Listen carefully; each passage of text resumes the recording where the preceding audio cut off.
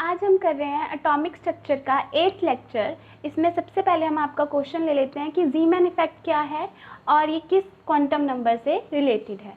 ज़ीमैन effect है, ज़ीमैन scientist थे हमारे, उन्होंने एक्सपेरिमेंट किया, उन्होंने स्पेक्ट्रल लाइन के ऊपर जब मैग्नेटिक फील्ड पास आउट करवाई तो वो spectral line different spectral lines में स्प्लिट हो गई। स्पेक्ट्रल लाइन हमारी आती कहाँ से है? जब हमारी इलेक्ट्रॉनिक डी एक्साइटेशन होती है, जब हमारा इलेक्ट्रॉन हायर एनर्जी लेवल से लोअर एनर्जी लेवल में शिफ्ट करता है तो वो रेडिएशन एमिट करता है। ठीक है, जैसे वो लो टू हाई जाने के लिए एनर्जी एब्जॉर्ब करता है, ऐसे ही हाई टू लो लेवल जाने के लिए, higher energy level to lower energy level में शिफ्ट होने के लिए वो एनर्जी लूज करता है in the form of radiation. अब इस रेडिएशन को जब प्रिज्म से पास आउट करवाते हैं तब हमें स्पेक्ट्रम पे डिफरेंट स्पेक्ट्रल लाइंस दिखती हैं। ठीक है, इन स्पेक्ट्रल लाइंस पे ज़ीमैन ने क्या किया? मैग्नेटिक फील्ड अप्लाई करी तो उन्होंने देखा ये spectral lines further number of spectral lines में स्प्लिट हो रही हैं। ठीक है, ये था हमारा ज़ीमैन इफेक्ट। और स्टार्क इफेक्ट भी इसी की तरह है। स्टार्क इफेक्ट में उन्होंने इस स्पेक्ट्रल लाइन के ऊपर इलेक्ट्रिक फील्ड अप्लाई करी थी, तब भी वो इसी तरह से स्प्लिट हुई थी। स्टार्क इफेक्ट और ज़ीमैन इफेक्ट में थोड़ा सा डिफरेंस है। ज़ीमैन ने मैग्नेटिक फील्ड अप्लाई करी थी और स्टार्क ने इलेक्ट्रिक फील्ड अप्लाई करी थी। ओके, अब ये हमारा मैग्नेटिक क्वांटम नंबर से रिलेटेड है। जो हमारे साइंटिस्ट है लिंडे,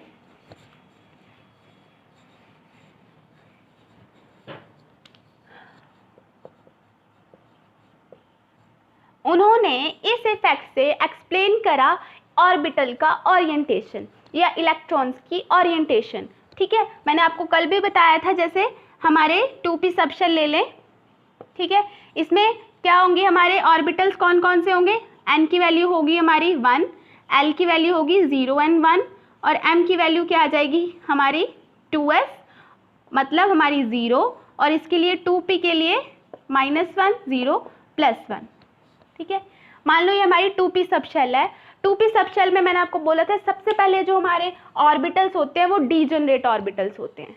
ठीक है, 2s में इसका कोई फर्क नहीं पड़ता, इलेक्ट्रॉनिक ओरिएंटेशन का इसमें सेम रहती है जब हम मैग्नेटिक फील्ड भी अप्लाई कर दें।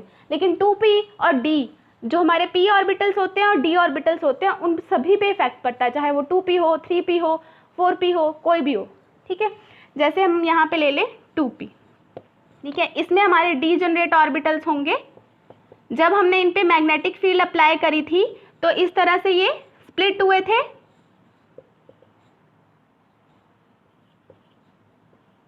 ये -1, ये 0, ये +1, है ना, स्प्लिट हुए थे ना। इस पे भी मैग्नेटिक फील्ड अप्लाई करी, स्प्लिट हुए, मतलब इनकी एनर्जी अब डिफरेंट हो गई और हमारा एंगुलर मोमेंटम डिफरेंट हो गया। ये मैंने प्रीवियस लेक्चर में बता चुकी हूँ आपको।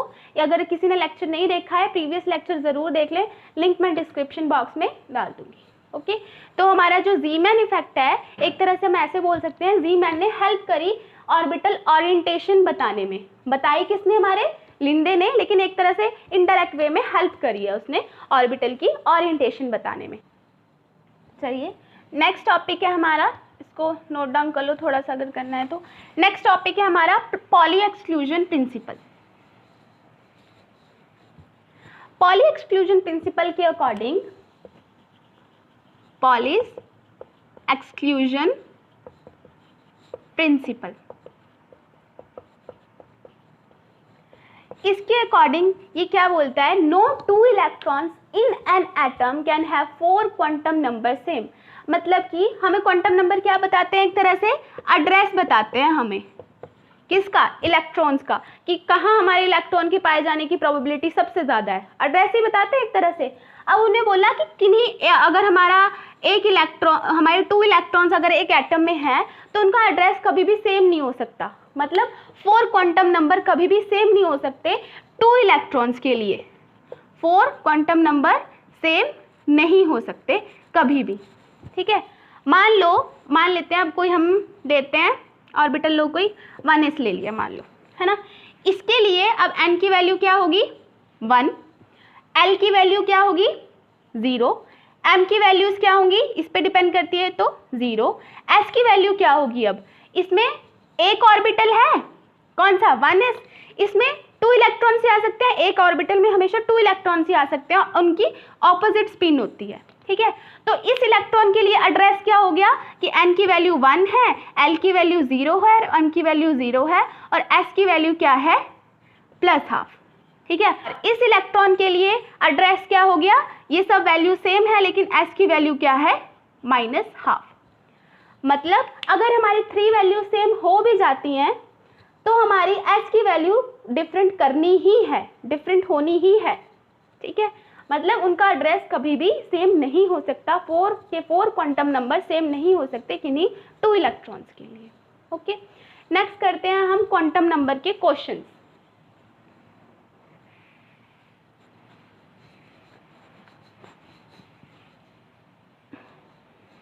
उससे पहले हम फॉर्मूलाज लिख लेते हैं जो हमने प्रीवियस लेक्चर में पढ़े थे, ठीक है। यहाँ पे फॉर्मूलाज लिख लेते हैं सारे। क्या थे, number of subshell is equal to number of shell, मतलब जितनी हमारी सबशेल होंगी उतने ही हमारे शेल्स होंगे, हमने कल पढ़ लिया था। और क्या पढ़ा था हमने, number of orbitals in a subshell कैसे निकालते थे बताओ जरा, 2l+1, यही फॉर्मूला था। नेक्स्ट फॉर्मूला क्या था, number of orbitals in a shell कैसे निकालते थे, n² से। ओके, और क्या पता था हमें कि हमारे एक ऑर्बिटल में सिर्फ 2 इलेक्ट्रॉन्स ही मैक्सिमम हो सकते हैं। ओके, चलो क्वेश्चंस करते हैं। उसके क्वेश्चन, एक एंगुलर मोमेंटम और हमारे ऑर्बिटल एंगुलर मोमेंटम, उसका फॉर्मूला क्या था, √L l+1 h/2π। ऐसे ही हमारे स्पिन एंगुलर मोमेंटम का फॉर्मूला था s+1 h/2π या h/2π s+1, ठीक है। हमारा एंगुलर क्वांटम नंबर तो फिर भी डिफरेंट हो सकता है, जस्ट मैंने कल क्वेश्चन भी करवाया था कि l की वैल्यू पुट करेंगे जस्ट हमारा आंसर आ जाएगा, जस्ट l की वैल्यूज पुट करनी है। और हमारा जो स्पिन क्वांटम नंबर, चाहे आप +½ भरो चाहे आप -½ भरो, सेम आती है क्वांटम नंबर्स की वैल्यू, ठीक है। चलिए क्वेश्चन कर लेते हैं। फर्स्ट क्वेश्चन है हमारा, नंबर ऑफ ऑर्बिटल्स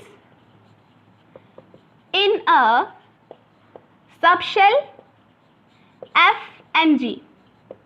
अब हमें बताना है number of orbitals f subshell में और g सबशेल में, ठीक है। सबशेल में कैसे बताएंगे, नंबर ऑफ ऑर्बिटल्स निकालने का formula in a subshell 2l+1, ठीक है। पुट आउट कर दीजिए। l की वैल्यू देखेंगे हम, क्या आएगी f के लिए, देखो l की वैल्यूज क्या थी, 0 1 2 3 4, यही थी ना। ये किसके लिए थी, s के लिए, ये p के लिए, d f g, यही थी। l की वैल्यू f के लिए क्या है 3, ठीक है। ये हम f ऑर्बिटल्स निकालते हैं, f सबशेल में कितने ऑर्बिटल्स हैं ये निकाल रहे हैं, ठीक है। चलो वैल्यू पुट कर दो, 2l+1 इज इक्वल टू 7। इसका मतलब हमारे f सबशेल में 7 ऑर्बिटल्स हैं। ऐसे ही g के लिए निकाल लो जल्दी से, 2 इंटू कितने, 4+1, ये आगे 9। सिंपल है, जस्ट वैल्यू पुट आउट करनी है। ये g सबशेल के लिए, ऑर्बिटल्स आ गई f के लिए, ठीक है। नोट डाउन कर लो इसको जल्दी से। चलिए नेक्स्ट क्वेश्चन है हमारा,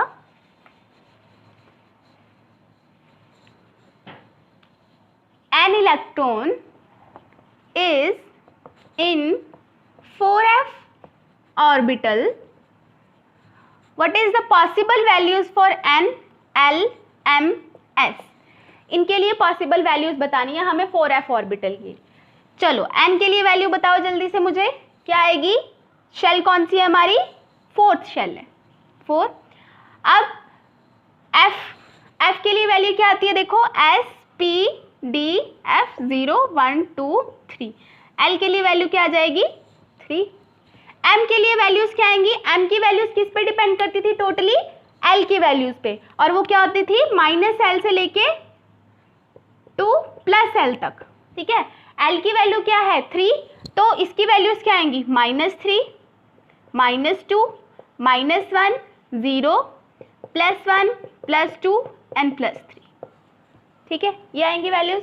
ऐसे ही स्पिन क्वांटम नंबर की वैल्यूज क्या हो सकती हैं, हम कैसे लिखेंगे उसको, -12 and +12 for each orbital of m, इस तरह से लिखेंगे। ठीक है, सिंपल है, जल्दी से नोट डाउन कर लो।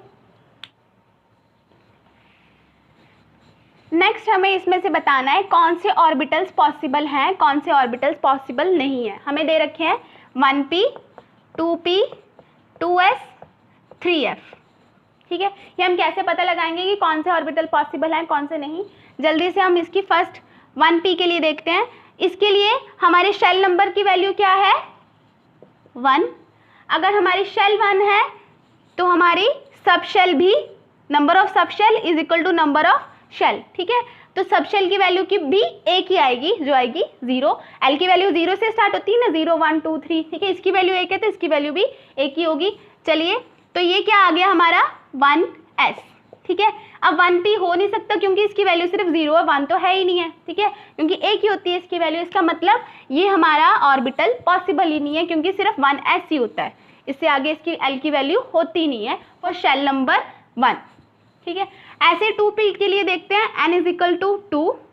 एल की वैल्यूज क्या आएंगी, अब 2 ही आएंगी, 0 और 1। इसका मतलब क्या क्या पॉसिबल है, 2s, क्योंकि 0 1 2 3 देखो s है ना।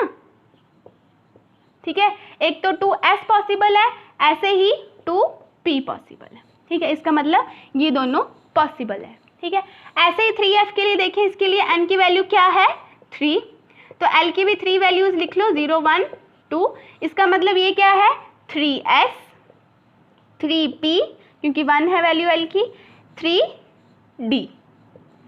इतनी ही वैल्यूज पॉसिबल है l की, इसके ज़्यादा पॉसिबल नहीं है। इसका मतलब 3f भी हमारा पॉसिबल नहीं है। इस टाइप से आप क्वेश्चन निकाल सकते हो।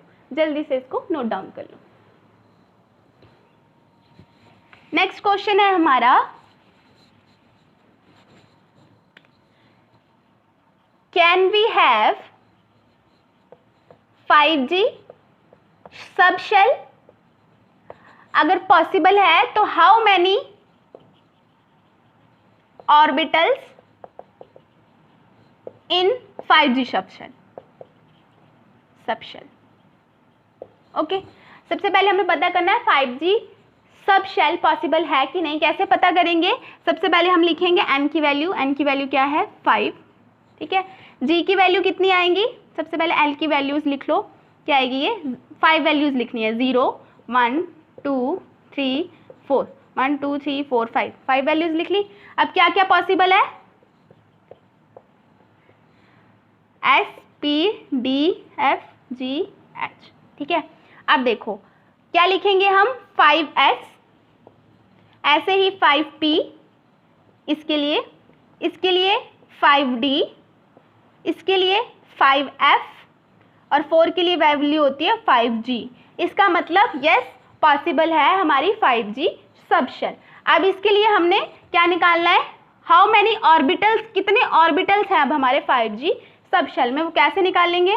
देखो, नंबर ऑफ ऑर्बिटल्स निकालने का फॉर्मूला 2l + 1, जल्दी से लगा दो, कितना आएगा, 2l की वैल्यू क्या है हमारे पास, g के लिए 4 + 1 = 9 ऑर्बिटल्स प्रेजेंट इन 5G सब शेल। ओके, नोट डाउन कर लो, इजी है ना, बस आपको थोड़ा दिमाग लगा के सोचना है, जस्ट थोड़ा सा कर लीजिए नोट डाउन। अब ये क्वेश्चन देखते हैं, इस क्वेश्चन को पॉज करके सबसे पहले आप खुद ट्राई करना। ठीक है, हमें बोला है number of electron in an atom having, अब हमें बता रखा है एटम के बारे में, n = 4 और s = -12 वाली, ये एड्रेस दे रखा है। इसको जल्दी से पॉज करके खुद करके देखो जरा, आपसे हो रहा है ये। नंबर ऑफ इलेक्ट्रॉन्स निकालने हैं, एक ऑर्बिटल में सिर्फ 2 इलेक्ट्रॉन्स हो सकते हैं, तो याद रखना ये बात। करो जरा इसको, चलिए करते हैं। देखो n = 4 है तो l की वैल्यू क्या आएंगी, 4 वैल्यूज ही आएंगी, 0 1 2 3 4, सॉरी 3 तक, 1 2 3 4 यहाँ पर कंप्लीट होगी ना 4 वैल्यूज। चलो अब हमें नंबर ऑफ ऑर्बिटल्स कहाँ से पता करेंगे, नंबर ऑफ ऑर्बिटल्स पता लगेंगे तभी हमें इलेक्ट्रॉन्स पता लगेंगे ना, क्योंकि एक ऑर्बिटल में 2 होते हैं, मल्टीप्लाई 2 करके देख सकते हैं। ठीक है, चलिए देखिए, 0 के लिए 0 ऑर्बिटल, मतलब एक ऑर्बिटल आएगा हमारा कौन सा, 4s। ठीक है, इसके लिए हमारी वैल्यूज क्या होती है, -1 0 +1। नेक्स्ट इसके लिए क्या होंगी, -2 -1 0 +1 +2। इसके लिए क्या होंगी, -3 2 1 0 +1 +2 एंड +3। ठीक है, ये आगे हमारे नंबर ऑफ ऑर्बिटल जो हमें बताता है m। ठीक है, इसको विद रिस्पेक्ट टू देख लेना, ये क्या है, ये क्या थी हमारी 4s, ये क्या है हमारी 4px py pz, इस तरह से। ठीक है, ये d के लिए, फिर ये f के लिए। चलिए अब हम काउंट करते हैं कितने ऑर्बिटल्स हैं हमारे, 1 2 3 4 5 6 7 8 9 10 11 12 13 14 15 16। अब हमें पता लगा 16 ऑर्बिटल्स हैं। ठीक है, अब हमें कौन से इलेक्ट्रॉन की पोजीशन बतानी है, इलेक्ट्रॉन में कितने नंबर ऑफ इलेक्ट्रॉन्स एटम में बताने हैं जिनकी स्पिन है -12। ठीक है, अब इनमें हमारे एक ऑर्बिटल में सिर्फ 2 इलेक्ट्रॉन्स होते हैं, और मैंने बताया था जो 2 इलेक्ट्रॉन्स होते हैं उनकी ऑपोजिट स्पिन होती है, एक की अगर +12 है तो एक की -12 होगी। ठीक है, तो हमें सिर्फ -12 वाले बताने हैं, +12 वाले नहीं पूछा उन्होंने हमसे। तो हम क्या लिखेंगे, नंबर ऑफ इलेक्ट्रॉन्स आ जाएंगे 16, क्योंकि अगर हमसे +12 और -12 दोनों पूछते तब हम इन ऑर्बिटल्स का डबल करते, क्योंकि तब हमें दोनों का पूछा है तो एक ऑर्बिटल में 2 है तो मल्टीप्लाई 2 करते तो 32 आते। अदरवाइज हमसे सिर्फ ये इसी का पूछा है -12 वाले का, तो हमारे नंबर ऑफ इलेक्ट्रॉन 16 ही आएंगे। इसलिए थोड़ा आराम से सोच के क्वेश्चन को पढ़ के आंसर करना है। ओके, जितनों का आंसर ये ठीक था कमेंट सेक्शन में बताना कि इसका आंसर सही था। ओके, नोट डाउन कर लो इसको। चलिए लास्ट क्वेश्चन कर लेते हैं। How many orbitals in M shell? अब हमें शेल दे रखी है m के लिए n की वैल्यू क्या होती है देख लेते हैं, 1 2 3 4। ये किसके लिए थी, k l m, इसका मतलब n की वैल्यू क्या है, 3। ठीक है, अब हमें ऑर्बिटल्स फाइंड आउट करने हैं। अब शेल में ऑर्बिटल्स अगर हमने फाइंड आउट करने हो तो क्या फॉर्मूला लगाते हैं, n²। ठीक है, number of orbitals in a shell, तो हम n²। अब जल्दी से हम number of orbitals is equal to n², ये आ जाएगा 3 का स्क्वायर, ये आ जाएगा 9 ऑर्बिटल्स। इजी है, बस आपको फॉर्मूलाज याद रखने हैं। ओके, आज के लिए इतना ही। कल हम पढ़ेंगे angular wave function, radial wave function. Okay, और हम रेडियल प्रोबेबिलिटी भी करेंगे, रेडियल प्रोबेबिलिटी फंक्शन है वो टॉपिक भी करेंगे। और अगर आपको कोई डाउट हो अभी भी तो आप कमेंट सेक्शन में लिखना, और अगर आपको वीडियो अच्छी लगे तो लाइक करना, शेयर करना और सब्सक्राइब करना। और किसी ने अगर क्वांटम नंबर का प्रीवियस लेक्चर नहीं देखा, उससे पहले ही आप ये क्वेश्चंस करोगे तो आपको अच्छे से समझ नहीं आएंगे, तो आप प्रीवियस लेक्चर ज़रूर देखना। लिंक मैं डिस्क्रिप्शन बॉक्स में दे दूंगी, और नोट्स का लिंक भी यहाँ तक के लेक्चर्स का डिस्क्रिप्शन बॉक्स में दे दूंगी। शायद आपके पिछले वाला जो मैंने लिंक दिया था उससे आपके शायद नोट्स नहीं खुले होंगे, तो अब जो मैं आपको दूंगी उससे आपका लिंक से आपके नोट्स ओपन हो जाएंगे। ओके।